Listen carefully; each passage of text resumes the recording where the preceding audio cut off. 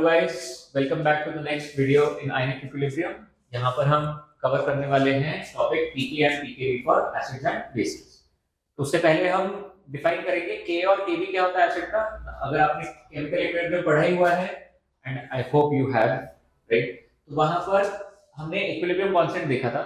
Now Ka is defined as acid dissociation constant and Kb is defined as base dissociation constant। यानी कि अगर कोई general acid Ha H plus और A minus दे रहा है तो उसका इक्विलिब्रियम कांस्टेंट क्या बनेगा। सारी स्पीशीज एक्वस है, कोई प्योर लिक्विड या प्योर सॉलिड नहीं है, तो H प्लस प्रोडक्ट का concentration raise to the power into product का concentration raise to the stoichiometric coefficient as power divided by reactant का concentration raise to the stoichiometric coefficient as its power, right. Same तरीके से अगर मेरे पास general base है तो वहां पर उसका डिसोसिएशन में क्या बनेगा B+ और OH-, तो Kb क्या बन जाएगा B+ into OH- upon BOH, right.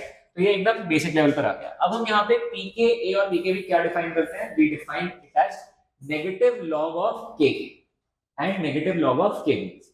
Now what is the meaning of p over here. p is nothing but a mathematical function, ठीक है।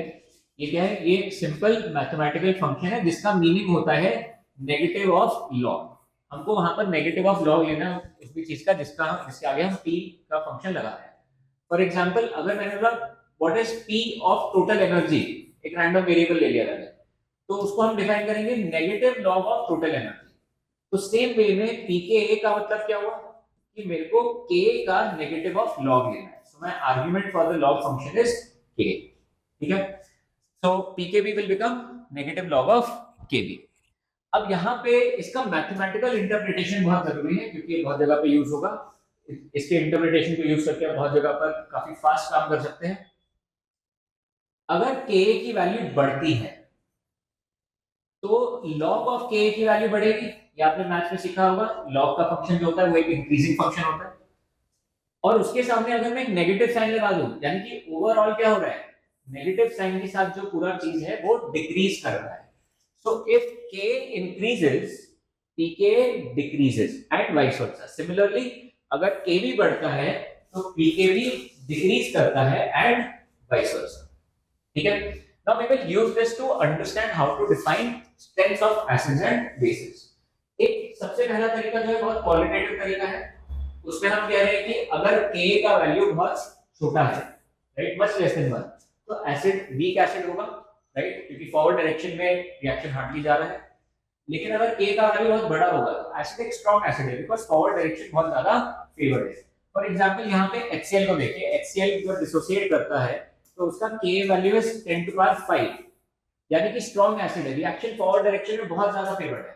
On the other hand acidic acid के लिए यहाँ पर हमारे पास जो K का वैल्यू है डिसोसिएशन के लिए K का वैल्यू जो मिलता है हमको वो है 10 to power -5 which is a very small value, यानी रिएक्शन हार्डली कुछ फॉरवर्ड जा रहा है, तो CH3CH is a weak acid, right. So एक relative understanding just on the basis of K का वैल्यू हम यहाँ पर ले सकते हैं।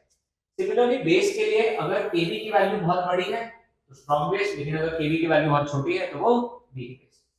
Now next we will understand how to compare two different acids, ठीक है, using their Ka values and Pk values और Kb and Pkb values.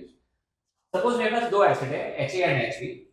Ha का इक्विलिब्रियम कांस्टेंट है K1 और एसिड डिसोसिएशन कांस्टेंट, और Hb का एसिड डिसोसिएशन कांस्टेंट है K2, right. अब अगर हमको पता है कि Ha स्ट्रॉन्गर एसिड है तो उससे हम क्या डिड्यूस कर सकते हैं कि उसके सॉल्यूशन में H+ कंसंट्रेशन ज्यादा होगी, उसका डिसोसिएशन फॉरवर्ड डायरेक्शन में ज्यादा जा रहा है, और अगर फॉरवर्ड डायरेक्शन में ज्यादा है तो K1 should be greater than K2। और अभी जस्ट हमने देखा कि K1 और K2 का डायरेक्शन ऑफ मोशन मूवमेंट जो होता है वैल्यूज का वो ऑपोजिट होता है। K1 बढ़ रहा है तो Pk कम हो रहा है। So if K1 is greater than K2 इसका मतलब Pk1 is less than Pk2। तो ये जो बॉक्स में लिखा है इसको नोट कर लीजिएगा। A stronger acid will have higher K value but a lower Pk value, and similarly a stronger base will have a higher Kb value and a lower Pkb value। तो हमने acid के लिए समझा, K के लिए समझा, Pk को उसके साथ रिलेट किया, Kb और Pkb को आप खुद से इसी तरीके से समझ सकते हैं, राइट। एग्जांपल लेते हैं यहाँ पर कंपैरिजन के लिए। सपोज मेरे पास एसिडिक एसिड है, ठीक है, उसका इक्विलिब्रियम कांस्टेंट दिया हुआ है, और फॉर्मिक एसिड है उसका इक्विलिब्रियम कांस्टेंट दिया हुआ है, एसिड डिसोसिएशन कांस्टेंट है हमारे पास। नाउ दोनों में सबसे पहले क्वालिटेटिव इंटरप्रिटेशन क्या रहेगा, दोनों का वैल्यू 1 से बहुत छोटा है, यानी कि दोनों वीक एसिड है। बट अगर हमने पूछा कि एसिटिक और फॉर्मिक एसिड में वीकर कौन सा है, तो हमने देखा K for acetic acid is smaller, उसका वैल्यू छोटा है K फॉर फॉर्मिक एसिड से, यानी कि acetic acid is a weaker acid. But we can also interpret the same thing on the basis of pK values. यहां पर देख सकते हैं कि जो pK वैल्यू है एसिटिक एसिड का 4.76 और इसका 3.75, pK जितना कम उतना स्ट्रॉन्गर एसिड, यानी कि formic acid is stronger than acetic acid. Next example, अगर हम HCl को कंपेयर करते हैं फिनॉल के साथ, तो दोनों वीक एसिड्स हैं, राइट। हमने डायरेक्टली pK वैल्यू ली यहां पर K वैल्यू नहीं ली हमने। नाउ इसका इंटरप्रिटेशन क्या होगा, हमने बोला pKa of HCl is equal to 9.2। What this means is कि negative log of K for HCl is equal to 9.2। इसका मतलब K for HCl क्या हो जाएगा, it will be equal to 10 to the power minus 9.2। तो आप देख सकते हैं कि अगेन ये बहुत छोटी वैल्यू है। सिमिलरली फिनॉल के लिए अगर pK की वैल्यू 10 है, तो pK इक्वल टू 10 का मतलब अब डायरेक्टली आप इसको खुद से भी चेक कर सकते हैं। स्टेप्स अगर यहाँ पर मैं स्किप करके लिख देता हूँ, तो K फॉर फिनॉल कितना हो जाएगा, K for phenol will be equal to 10 to the power minus 10, right? So both of them are weak acids, but phenol का K वैल्यू बड़ा है, इसका मतलब वो weaker acid हो गया HCl से, या उसका रिवर्स क्या हो जाएगा, वाइस वर्सा क्या हो जाएगा, HCl का pK वैल्यू छोटा है phenol से, so it is a stronger acid, right? pK of water and ethanol दोनों की वैल्यूज बहुत क्लोज है, दोनों का एसिडिक लेवल नेचर सिमिलर होगा, लेकिन पानी थोड़ा सा ज्यादा एसिडिक होगा इथेनॉल से, ठीक है, सॉरी पानी थोड़ा सा ज्यादा एसिडिक होगा, राइट, ठीक है। pK for hello acids, now यहां पर हम एक कंपैरिजन भी करेंगे, नेगेटिव वैल्यू आ गई हमारे पास pK, HI का pK वैल्यू -9.3, इसका मीनिंग क्या हुआ कि minus log of K for HI is equal to -9.3, यानी K किसके बराबर हो गया, K becomes 10 to the power 9.3, very high value, यानी कि इसका रिएक्शन तो बहुत ज्यादा आगे जाएगा, ऑलमोस्ट इरिवर्सिबल होगा। सो HI is an extremely strong acid. Same with HBr, उसका pK वैल्यू बहुत छोटा है, यानी कि K वैल्यू बहुत बड़ा रहेगा, so very strong acid. HCl का भी नेगेटिव pK वैल्यू है, इसका मतलब K वैल्यू बहुत हाई रहेगा, very strong acid. But HF का वैल्यू पॉजिटिव है, इट इज प्लस 3.17, यानी कि उसका K वैल्यू कितना बनकर आएगा, that will be 10 to the power minus 3.17, right. So it is less than 1, much smaller than 1, and so HF is a weak acid. उसका reason क्या रहता है, HF में हाइड्रोजन बॉन्ड नहीं होती है, जिसकी वजह से उसका हाइड्रोजन लूज करना H+ की तरह मुश्किल हो जाता है, that is why HF is a weaker acid, right. तो यहां से हमने क्या इंफॉर्मेशन डिड्यूस करी इस डेटा से, स्ट्रेंथ ऑफ एसिड मिल गया हमको, जितना pK वैल्यू कम उतना stronger acid. HI HBr HCl दोनों का pK वैल्यू नेगेटिव है, यानी K वैल्यू बहुत हाई होगा, they are strong acids.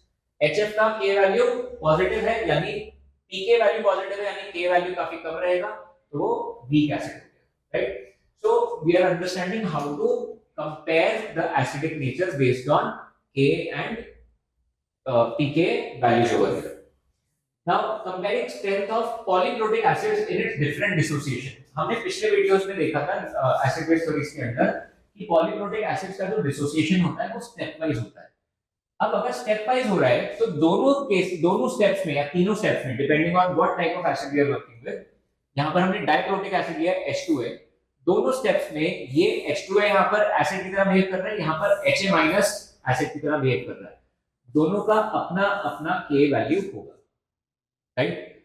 Now simultaneous equilibrium का वीडियोस अगर आपने देखा है तो आप यहाँ पर कुछ रिलेट कर पाएंगे, आप देख पाएंगे कि जो हमने लास्ट केस कवर किया था वहां पर एग्जैक्टली सेम टाइप का केस यहाँ पे बन रहा है। क्या केस था वो, ये एक रिएक्टेंट है जो कि कुछ प्रोडक्ट दे रहा है, और उस प्रोडक्ट में से कोई एक प्रोडक्ट एक रिएक्टेंट बन जाता है उसी सिस्टम में और अपना खुद का इक्विलिब्रियम एस्टैब्लिश कर लेता है और एक कॉमन प्रोडक्ट देता है पहली रिएक्शन के साथ, right. So this was the last case that we covered in simultaneous equilibrium, इसीलिए मैं बार बार यहाँ पे बोलूंगा इस टॉपिक के अंदर, आयनिक के अंदर, साइमल्टेनियस इक्विलिब्रियम का कॉन्सेप्ट आपका स्ट्रांग है तो आयनिक इक्विलिब्रियम आपको आसान लगेगा। तो अगर आपने वो नहीं देखा है तो please go back and check that out, check the videos out, right. अब यहाँ पे हम वापस आते हैं, हम यहाँ पर क्या देख रहे हैं कि दोनों का अपना अपना इक्विलिब्रियम कांस्टेंट है, एसिड डिसोसिएशन कांस्टेंट की वैल्यूज है, बट K1 हमेशा डाइक्रोटिक एसिड्स के लिए K2 से काफी लार्ज होता है। इसका रीजन क्या है, इसको हम दो तरीके से समझ सकते हैं। पहला तरीका है that common ion effect. Common ion effect की वजह से क्या रहा, now if we look at the first step, the first dissociation step over here is giving H+, क्या दे रहे हैं, H+ दे रहे हैं। तो जब Ha- अपना डिसोसिएशन शुरू करेगा, जब वो टूटकर H+ देने लगेगा, यहाँ पर तो ऑलरेडी कुछ कंसंट्रेशन प्रेजेंट होगी। Now because of this, इसका dissociation suppress हो जाएगा। This concept again is covered in a lot of detail under simultaneous equilibrium. So I am saying this again कि वो वीडियोस को जरूर देख लीजिएगा यहाँ पर आने से पहले, right? Now Ha- जब डिसोसिएट करता है तो H+ यहाँ पे ऑलरेडी है पहले स्टेप की वजह से, तो उसका डिसोसिएशन सप्रेस हो जाएगा, यानी रिएक्शन बैकवर्ड डायरेक्शन में चला जाएगा, right? So dissociation of Ha- is less than H2A because of common ion effect, ठीक है। दूसरा रीजन क्या समझ सकते हैं, जो कि काफी इंट्यूटिव रीजन भी है, बेसिक केमिस्ट्री से रिलेट करते हैं उसको। यहाँ पर एक न्यूट्रल स्पीशीज है जो कि H+ को रिलीज कर रही है, यहाँ पर एक अनायनिक स्पीशीज है जो कि H+ को रिलीज कर रही है। अब अनायनिक स्पीशीज पॉजिटिव चार्ज को ज्यादा अच्छा पकड़ के रखेगी या neutral species? Very obvious, negative charge positive को ज्यादा अट्रैक्ट करेगा, ज्यादा अच्छा पकड़ के रखेगा। तो Ha- के लिए H+ को रिलीज करना मुश्किल रहेगा compare to H2A. So Ha- का dissociation is weaker than H2A and that is why K2 is much smaller than K1. तो यहाँ पे पहला पॉइंट ये है that K2 and K1 में बहुत ज्यादा डिफरेंस होता है। जनरली 2 से 3 ऑर्डर्स का डिफरेंस तो होता ही है। ऑलराइट, नाउ सिमिलरली हम यहाँ पर ट्राइप्रोटिक एसिड को देख सकते हैं। ट्राइप्रोटिक एसिड 3 स्टेप्स में डिसोसिएट करेगा तो उसके 3 इक्विलिब्रियम कांस्टेंट आएंगे, K1, K2 and K3, and again by the same logic that we have understood for diprotic acid right now, we can say that K1 K2 से बहुत बड़ा रहेगा और K2 K3 से बहुत बड़ा रहेगा, राइट। तो contribution of H+ successive steps में कम होता जाएगा। पहले स्टेप में जितना H+ आ रहा है दूसरे में उससे कम आएगा, तीसरे में उससे भी कम आएगा, राइट। इसके ऊपर एक क्वेश्चन देख लेते हैं। यहाँ पर मेरे पास एक डाइप्रोटिक एसिड है जिसका पहला स्टेप डिसोसिएशन का 100% है, लेकिन सेकंड स्टेप केवल 50% डिसोसिएट होता है, right. So if I am starting with 0.1 molar 100 ml of that acid, तो H+ का कंसंट्रेशन सॉल्यूशन में कितना रहेगा? तो इसको देखते हैं। डाइप्रोटिक एसिड लिया, स्टेप वाइज डिसोसिएशन है, तो पहले हमने एक अज्यूम कर लिया कि हमारे पास कोई जनरल डाइप्रोटिक एसिड है, कोई हमें क्वेश्चन में दिया नहीं है तो हमने अज्यूम कर लिया 100% डिसोसिएशन, यानी कि अगर यहाँ 0.1 मोलर था तो यहाँ पर पूरा टूट कर आ जाएगा 0.1 एंड 0.1। बट स्टेप 2 में Ha- डिसोसिएट करेगा, यहाँ पे वो केवल 50% डिसोसिएट करता है। इसका मतलब यहाँ पे अगर 0.1 आया था, क्या आप देख सकते हैं इधर 0.1 आया, वो केवल 50% डिसोसिएट कर रहा है, लेकिन इस बार H+ ऑलरेडी 0.1 प्रेजेंट है पहले स्टेप की वजह से, ठीक है। ये नहीं भूलना है, यहाँ पर सबसे बड़ी गलती होती है, इसको नहीं भूलेंगे। अब ये डिसोसिएट कर रहा है 50%, यानी कि 0.1 में से 0.05 चला गया, तो H+ कितना बना, यहाँ पर बनेगा टोटल 0.1 + 0.05, यानी net concentration of H+ in the solution is 0.15, ठीक है। तो अभी नेक्स्ट वीडियो में हम शुरू करेंगे ऑटो आयनाइजेशन ऑफ वाटर के लिए, और हम देखेंगे कि पानी कैसे खुद अपना H+ और OH- देता है और वो आगे जाकर कैसे रिएक्शंस में किसी सॉल्यूशन को इंपैक्ट करता है, एसिड या बेस की। We will continue to that concept, right? Thank you very much. Do like, share and subscribe the video.